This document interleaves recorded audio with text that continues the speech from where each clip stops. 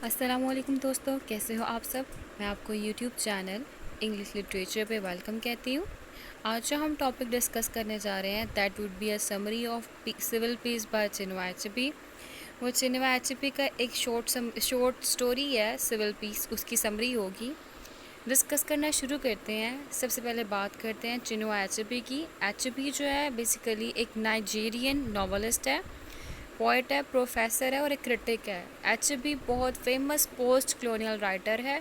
HB जो है ये अपने जो इसका ट्रेडिशंस हैं, अपने एथिक्स हैं, उनके साथ बहुत ज़्यादा क्लोजली एसोसिएट करता है। ठीक है, और one of the greatest writer है, और ये ऐसा राइटर है जो कि एक डॉक्टर भी था। ठीक है, हम बात करते हैं सिविल पीस की। सिविल पीस से मुराद क्या है। शॉर्ट स्टोरी पढ़ने से पहले मैं आपको सिविल पीस के बारे में बताती चलूँ। Civil peace basically civil war के बाद आती है। जब सिविल वॉर होती है, जंगें हो जाती हैं अच्छी खासी। सिविल वॉर जब आम जो शहरी होते हैं वही आपस में लड़ पड़ते हैं, तो उसके बाद जब सुलह सफाइयाँ होती हैं, तो फिर उसके बाद एंड पे एक ऐसा मौका आता है जब ये जंगें ख़त्म हो जाती हैं, लोग हंसी खुशी रहने लग पड़ते हैं। उसको सिविल पीस का नाम दिया जाता है।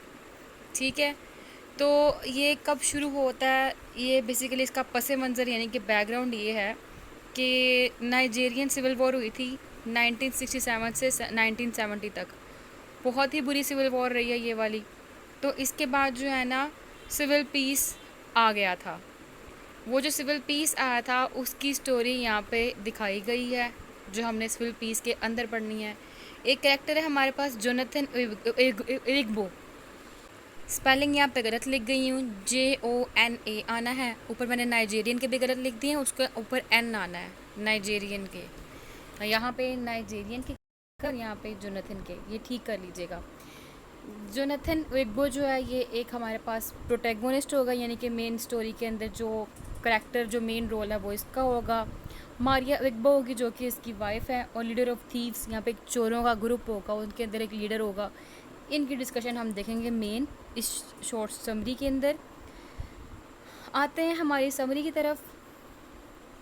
ये स्टोरी जो बेसिकली है, मैंने आपको बताया कि ये स्टोरी है ईस्टर्न नाइजीरिया की after the end of civil war. Civil war जब ख़त्म हो गई थी उस टाइम पीरियड पे जो ईस्टर्न नाइजीरिया की हालत थी उसके बारे में है।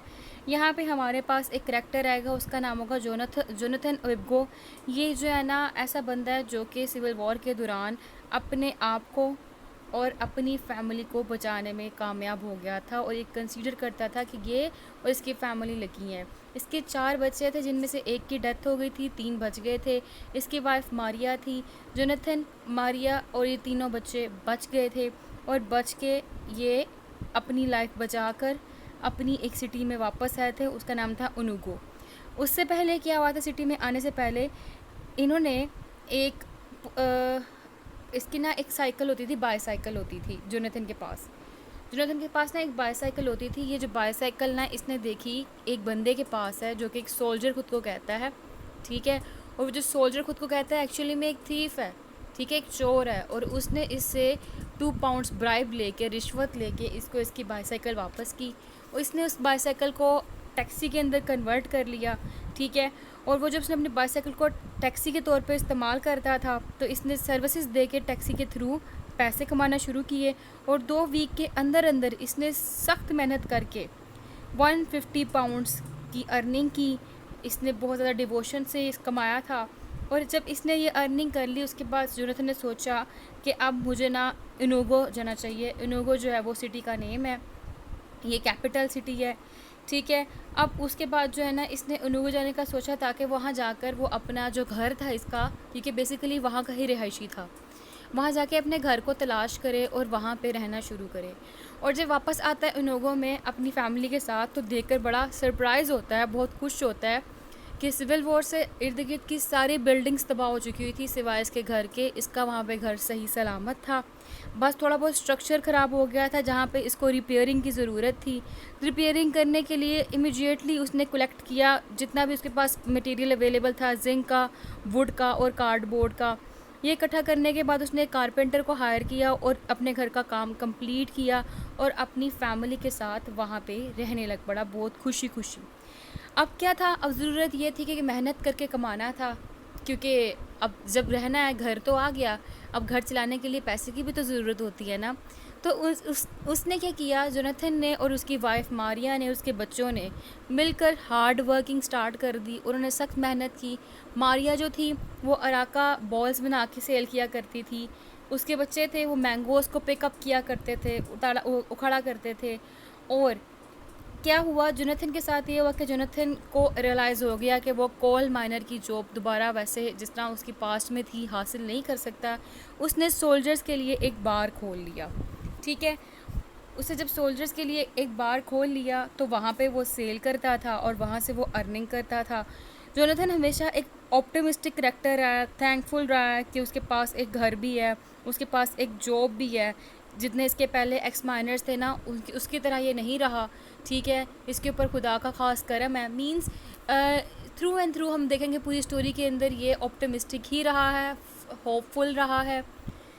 हालांकि सेटिंग कौन सी चल रही थी, सेटिंग पेसिमिस्टिक चल रही थी, सिविल वॉर की सेटिंग चल रही थी।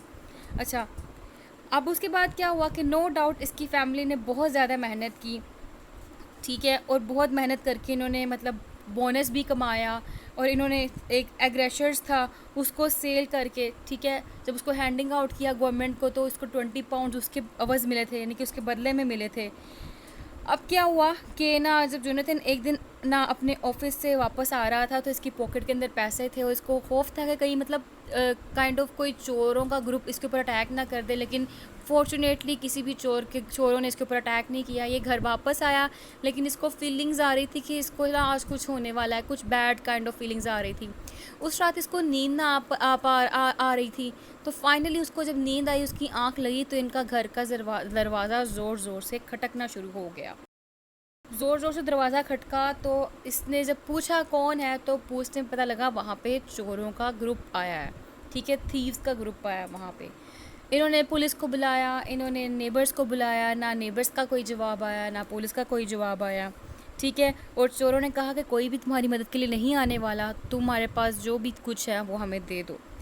अब उस टाइम पे क्या हुआ कि जो लीडर ऑफ थीव्स था, यानी कि जो लीडर ऑफ थीव इनका सरदार था जो थीव्स का, उसने कहा कि मुझे जो कुछ भी तुम्हारे पास है दे दो।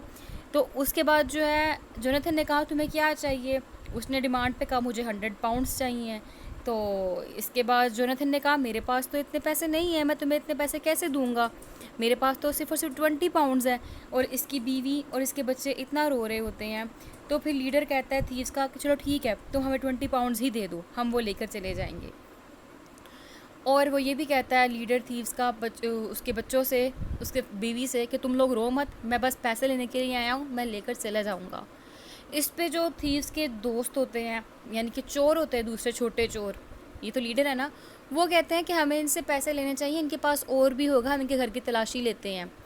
तो इनकी लीडर ने कहा शट अप, यानी कि उनको कहा अपनी बकवास बंद कर लो, मैं जो काम कर रहा हूँ मुझे वो काम करने दो। और क्योंकि उसके पास 20 पाउंड्स ही होते हैं और वो इसी की कसम भी खाता है जोनाथन कि मेरे पास जस्ट 20 पाउंड्स ही हैं, ठीक है, वो भी मैंने ना आज एग्रेशर जो सेल किया था उसी बेस पे मुझे वो मिले हैं, तो तुम वो ले लो। अब वो एग्री हो जाता है, लीडर ऑफ थीव्स जो होता है वो एग्री हो जाता है, वो उससे पैसे ले लेता है, ठीक है। अब उसके बाद जब वो पैसे ले लेता है तो वो बगैर अंदर आए वहाँ से चला जाता है। जब चला गया वहाँ से, अब जब सुबह हुई है तो नेक्स्ट मॉर्निंग जो नेबर्स होते हैं, हमसाए होते हैं जोनाथन के, वो आते हैं तसल्लियाँ वगैरह देने। और उसके बाद जो है जोनाथन वो कहता है, जो सिंपथाइज़ करने के लिए आए होते हैं उन सिंपथाइजर्स से कहता है कि हमने कुछ भी नहीं खोया। उसकी ये कोटेशन है ना, बड़ी इंपॉर्टेंट कोटेशन है जो उसका ऑप्टिमिस्टिक लाइक एटीट्यूड शो करती है। The loss is nothing, the week before he did not have the egg rasher money and he does not depend on it. It has gone easily, as did many other things in the war. So he was contented and satisfied with full faith in God. कि जो loss हुआ है वो कुछ भी नहीं हुआ, क्योंकि देखो जब जंग हुई थी, जंग में वो इससे ज़्यादा कुछ खो चुके हुए थे और इनके पास तो ये 20 पाउंड्स भी नहीं थे जो अब आए थे। जंग में भी तो इतना कुछ खोया है ना, तो ये भी चले गए, कोई बात नहीं, फिर से आ जाएंगे।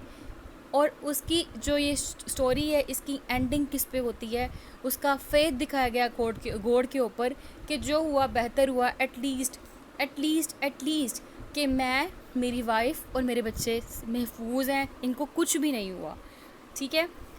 यहाँ पे हमारी ये स्टोरी एंड होती है। इसके अंदर जो थीम दिखाया गया है हमारे पास मेन, वो ब्राइबरी का थीम दिखाया गया है, यानी कि वहाँ पे अनजस्टिस है। ठीक है, किस तरह से, जैसा कि उसने अपनी बाईसाइकिल ली, वो भी अपनी ही बाईसाइकिल उसको ब्राइब पे करने के बाद ही मिली। इसके बाद इसमें दिखाया गया लॉलेसनेस, कि जब सिविल वॉर हुई है, वॉर के दौरान भी क्या हुआ, कोई भी वहाँ पे लॉ दिखा रहा ही नहीं, हर जगह लॉलेसनेस ही थी। इसके बाद यहाँ पे सिविल वॉर का दिखाया गया थीम, क्योंकि सिविल वॉर तो चैप्टर के लिए रेलेवेंट भी है और इम्पोर्टेंट थीम भी है।